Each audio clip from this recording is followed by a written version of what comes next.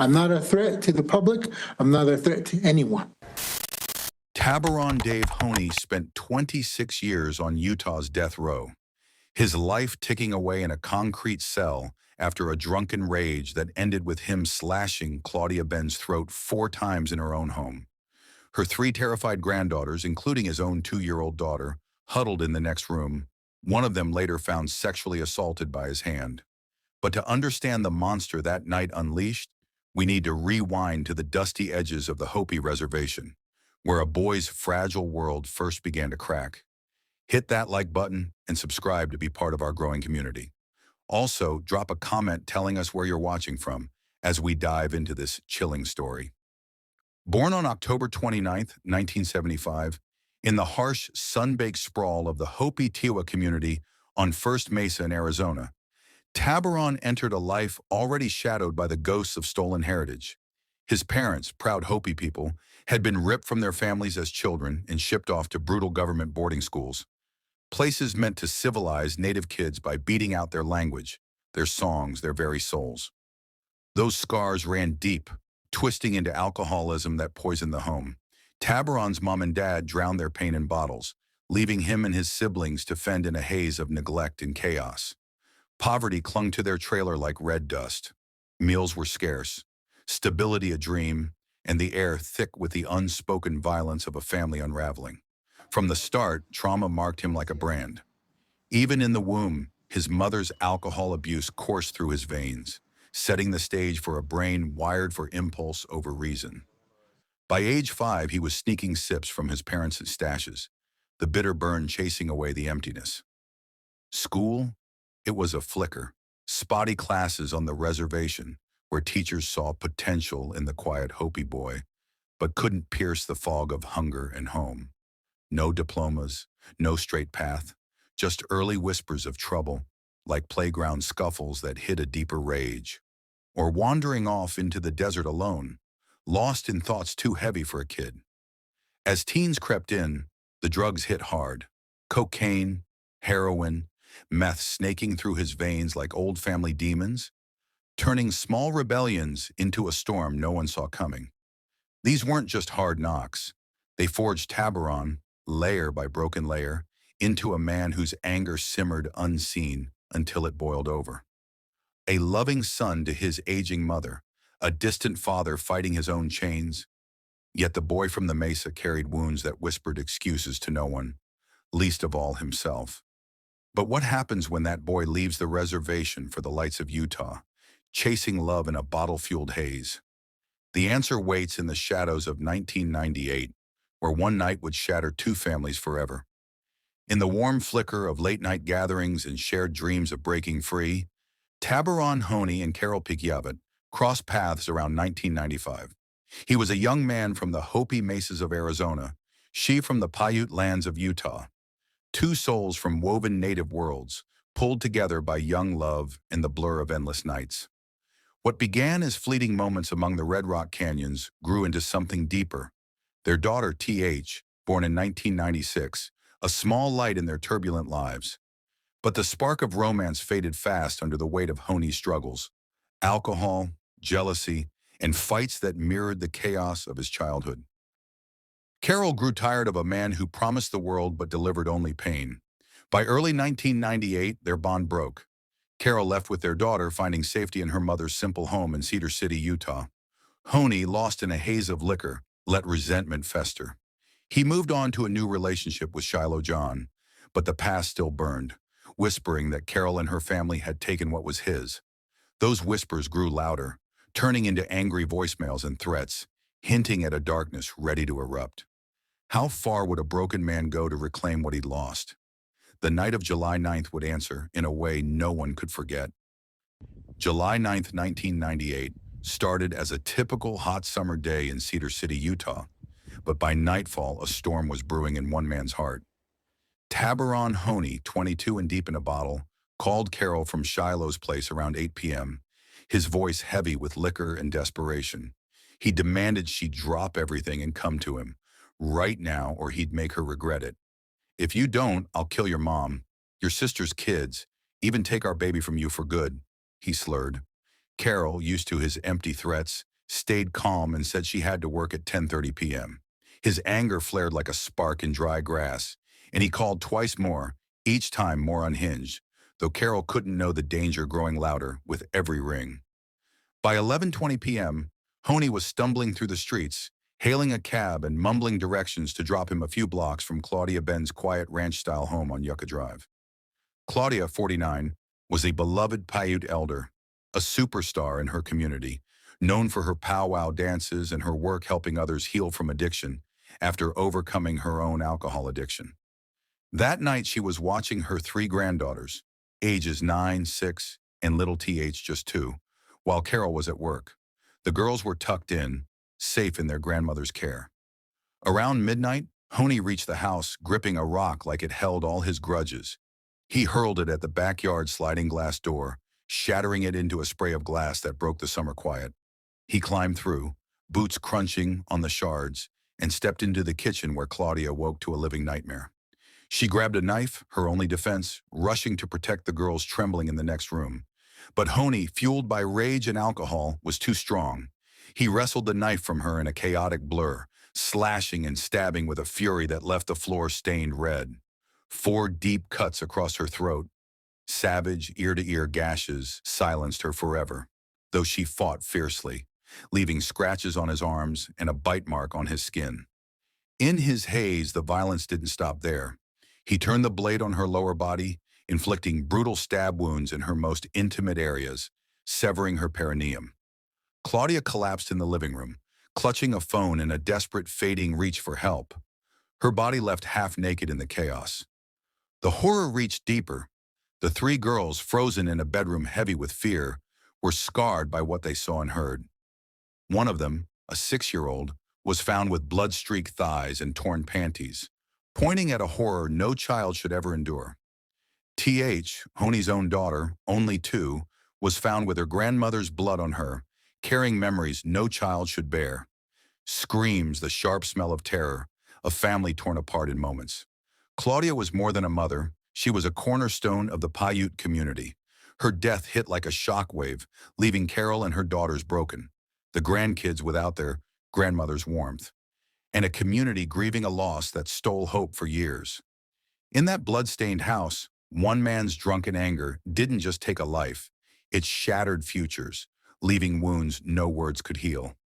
With Claudia's body cooling on the living room floor and the girls huddled in terror, Honie didn't bolt into the night like a ghost fleeing its crime. No, in his booze-soaked haze, he slunk deeper into the house, washing blood from his hands in the sink, trailing crimson footprints like guilty footprints across the tile. He stepped out to the garage, maybe thinking the shadows there could swallow him whole, or perhaps too numb to run at all. The air hung heavy, broken only by the girls' muffled sobs echoing from the bedroom. Outside, the quiet Cedar City street slept on, unaware that a monster lurked just beyond the walls. But how long could silence hold back the storm? A neighbor, jarred awake by a child's faint cry or the unnatural hush that followed screams, grabbed the phone around 12:20 a.m. on July 10th. "Something's wrong," they told the dispatcher, the words tumbling out in a rush. Sirens split the summer night, red and blue lights painting the ranch house in frantic pulses. Officers swarmed the yard, flashlights cutting through the dark. They saw it right away. The backyard sliding door a jagged wreck, glass shards glinting like fallen stars, blood smears beckoning from the threshold. Hearts pounding, they pushed inside, guns drawn, calling out for survivors. The stench hit first, metallic and sharp, thick as fog. There lay Claudia, face down in the living room, half naked, a phone still gripped in her stiffening fingers, the butcher knife beside her like a fallen sword. Blood painted everything. Walls, cabinets, the girl's bedroom door, where 3 tiny figures pressed against each other, faces streaked red, eyes wide with a fear that words couldn't touch. The officers' radios crackled with horror. "We need backup. It's bad, real bad." But in that chaos, one question burned. Who did this? Then movement from the garage, a figure stumbling out, clothes dark with drying blood, hands that looked dipped in rust. It was Honie, blinking into the lights like a man pulled from a nightmare he couldn't wake from. "I stabbed her," he muttered to the nearest cop, voice flat and far away. I killed her with a knife. No denial, no fight, just those words cold as the blade he'd wielded. The officers pounced, cuffs snapping tight around wrists, still tacky with evidence. Blood flecked his skin, under his nails, a map of guilt no alibi could erase. They hauled him to the patrol car, the garage door creaking shut behind them like a final judgment. Honie was done running, caught in the very shadows he'd chosen. But as the ambulance wailed for Claudia and child services rushed to the girls, dawn crept over the mesas. The real heartbreak was just beginning. Who would break the news to Carol, still clocking out from her shift, dreaming of a quiet homecoming? Miles away, Carol finished her graveyard shift around 2 a.m. The desert wind cool against her skin as she drove back to Yucca Drive. Her mind wandered to TH, tucked safe with Mom, maybe the girls giggling over a late-night story. But as she turned the corner, the scene hit like a freight train. Cop cars barricading the street, yellow tape fluttering, neighbors clustered in robes and whispers. Her stomach dropped. She parked crooked, bolted from the car, pushing past a uniform who grabbed her arm. Ma'am, wait! But she was already inside, the world tilting. There was Benita, her sister, wild-eyed and shaking, pulling her into a hug that crushed like a vice. Carol, Mom, she's gone. He did it. Taberon. The words didn't land at first, a buzz in her ears drowning them out. Then it crashed. The threats from hours ago, the man she'd once loved, now the shadow who'd stolen everything. Carol crumpled, a raw wail tearing from her throat that echoed Claudia's last fight. Gut-deep, unbreakable grief for a mother who'd raised warriors, now silenced forever. Her babies, bloodied and broken, reached for her with tiny, trembling hands. Their innocence cracked like the door Honie shattered. In that moment, fury mixed with a sorrow so vast it swallowed the room. How does a woman bury the woman who taught her strength, while shielding kids from a father's monstrous legacy? For Carol, the horror wasn't just loss. It was the start of a battle to rebuild from ashes, one where trust died with every drop of blood on the floor. And as the sun rose on a family forever changed, one truth lingered. Justice might come, but some wounds never fully scar over. Handcuffed and hollow-eyed, Taberon Honie sat in an Iron County courtroom in the spring of 1999, the weight of that blood-soaked night pressing down like the desert sun. 9 months had passed since the screams on Yucca Drive, but the scars were fresh, on the walls, in the girls' nightmares, and now in the faces staring back at him from the gallery. Carol, her eyes like shattered glass, clutched TH close, the toddler too young to grasp the monster her father had become. Claudia's daughters, Benita among them, sat stone-faced, their grief a quiet fire ready to ignite. The air hummed with tension, prosecutors painting Honie as a cold predator, his defense whispering of a broken boy lost to booze and a brutal past. Honie's team pushed for a jury of his peers, hoping native voices might see the generational pain etched into his Hopi roots, the poverty, the absent father, the alcohol that flowed like a family curse. But in a move that stunned the room, Honie waved it all. No jury, he said flatly. Let the judge alone hold the scales. It was May 1999, and the bench trial unfolded like a raw wound reopening. Prosecutors laid out the horror in stark detail. The smashed glass door, the trail of blood, Claudia's mutilated body with those 4 throat slashes, deep enough to nick bone, the knife still warm from her desperate fight. They showed photos that made jurors gasp in mock trials. Now the judge just stared, unflinching. Honie's own words sealed it. That midnight confession to the cop, I stabbed her. I killed her with a knife, echoing like a ghost in the transcript. Blood under his nails, scratches from Claudia's nails on his arms. They built a cage of evidence no denial could rattle. The defense fought back, painting a portrait of chaos. Honie, 22 and blackout drunk, haunted by lost love, not a calculated killer, but a storm of regret. Fetal alcohol, shadows from his mom's struggles, a teenage fall from a 30-foot ledge that scrambled his brain. They begged for mercy, for life over death. But as closing arguments faded, the courtroom held its breath. Would the judge see a redeemable soul or a man who'd earned the ultimate price? On May 20th, 1999, the hammer fell. Guilty on all counts, aggravated murder for Claudia's savage end, burglary for the shattered entry, object rape and forcible sodomy for the unspeakable violations that twisted the knife deeper in the abuse of a child. The judge's voice cut clean. You earned it. Death by lethal injection. No appeals to a jury's heart, just the cold machinery of the law.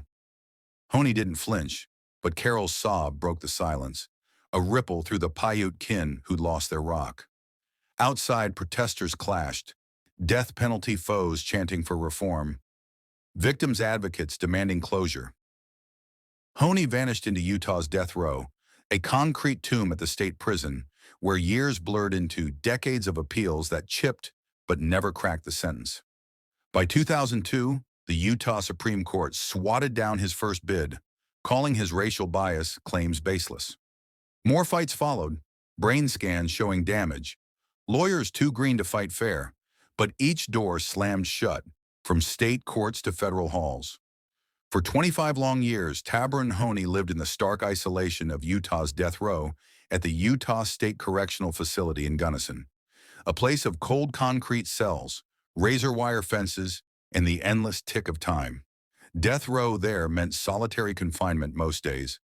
A 6 by 9 foot cell with a thin mattress, a metal toilet sink combo, and a slot in the door for meals slid through like forgotten offerings. Inmates got 1 hour out for exercise in a fenced pen, under watchful eyes, and the rest blurred into routines of staring at cinderblock walls or the flicker of a small TV tuned to basic channels. No classes, no jobs, just the weight of waiting, where appeals became lifelines and silence a constant companion. Honie, like the 8 others on the row, navigated this limbo with little human touch. Brief chats through cell doors with guards, rare visits from lawyers or kin separated by glass. But amid the gray glimmers of connection emerged. Honie built quiet bonds with staff, earning praise from a former prison employee who called him a blessing, a man who'd mellowed into someone reliable, not the raging storm of 1998. He kept to himself mostly, no fights or outbursts, just a steady presence that made guards' shifts a touch less tense. With fellow inmates, words passed in hushed echoes down the tier, sharing stories of lost chances or faded hopes, a fragile brotherhood in the face of the end. Did remorse come easy? Not at first, but over decades it carved deep lines into Honie's face. By 2024, facing the gavel's final echo, he owned his darkness in a parole board hearing, voice cracking as he called himself a monster, and swore the sober man he wished he'd been would never have spilled that blood. No excuses, just raw admission, the booze, the brain fog from a teenage fall, the childhood scars. They explained, but didn't erase. Faith flickered in too, though not loudly preached. Honie leaned on native spiritual ties, his Hopi roots whispering through smuggled sage or family prayers during visits. He wrote letters to his daughter Tressa, pouring out regrets and pleas for her peace, and read voraciously books on healing, self-help tomes that promised change in a place designed to deny it. Appeals stacked like unanswered prayers. A 2002 challenge on racial bias, shot down. A 2013 bid citing fetal alcohol shadows and shoddy counsel, rejected in 2014. Fresh motions in June 2024, all crumbling under the law's unyielding weight. Each loss tightened the noose, yet Honie pushed on, not defiant, but determined to prove he'd grown. Clean from drugs, a model prisoner who volunteered for quiet tasks when allowed. Still, the crimes lingered like ghosts in every denial, a reminder that redemption's door stayed bolted for Claudia's family, their grief unhealed by one man's slow unraveling. August 7, 2024, dawned heavy over the prison, the air thick with desert heat and unspoken finality. Honie woke early in his death row cell, the routine unbroken until a guard's key turned at dawn. Time to move! They walked him to the observation cell, a stark holding room steps from the chamber, where walls closed in tighter, but a phone line hummed for last calls. Morning blurred into quiet reflection. He showered, paced the floor, maybe thumbed through a worn Bible or family photos pinned to the wall, stealing for goodbyes. By mid-morning, visits began. His mother, eyes red-rimmed, pressing a hand to the glass. Tressa, now 27, her voice a tangle of love and hurt, forgiving in pieces but haunted by the girl she'd been. They talked of memories untainted, of healing ahead, the clock's hands creeping like shadows. Lunch came simple, standard prison fare, untouched mostly. Then afternoon stretched with more kin, spiritual advisors murmuring prayers in Hopi tones, weaving ceremony into the cage. At 4:30 p.m., the last meal arrived, shared through the slot with family voices on the line. A cheeseburger with all the fixings, golden French fries, and a thick chocolate milkshake. Comfort food from a life long gone, savored slow as tears fell. Dusk settled, visits winding down by 8 p.m., leaving Honie alone with the hum of fluorescent lights and the weight of what-ifs. At 11:30 p.m., guards led him down the dim hall to the execution chamber, a sterile room of beige tiles and one-way glass. Strapped to the gurney under the glare, veins prepped with IV lines, he faced the witnesses. Claudia's kin on one side, stone silent in their resolve, his own scattered hearts fracturing anew. The clock struck midnight. At 12:03 a.m., Honie's voice filled the room, steady but soft. From the start, it's been, if it needs to be done for them to heal, let's do this. If they tell you you can't change, don't listen to them. To all my brothers and sisters here, continue to change. I love you all. Take care. He nodded thanks to the warden and operations director for caring for his family over the years. Then at 12:04 a.m., the pentobarbital flowed, Utah's chosen sedative, 3 doses ready, but 1 enough this time. Veins carrying quiet surrender. His chest rose, fell slower. By 12:13, a second dose whispered in. At 12:21, the monitors flatlined. The medical examiner stepped forward at 12:25 a.m. and declared him dead. In the hush, Honie's family gathered for a brief spiritual rite over his body, sage smoke curling like a final prayer. In the end, Honie's story leaves a raw ache. A man's demons checked by the ultimate lock, but at what cost to the souls he shattered? Was justice a fair reckoning, or does it just echo the violence it seeks to end? What do you think? Did the needle bring healing, or widen the wound for everyone left standing? If this tale stirred something in you, hit like, subscribe for more deep dives into stories that challenge us all, and drop your thoughts below.